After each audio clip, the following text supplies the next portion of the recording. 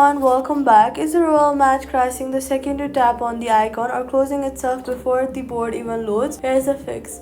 First, go ahead and swipe up and force close the app completely from your recent app list. Then, this is the exact first step Royal Match's own support team recommends. Now, go to your settings and go to iPhone storage and check your free space. Since the app crashes on launch far more often when the storage is critically low, free up some room by offloading a few unused apps if the storage is tight.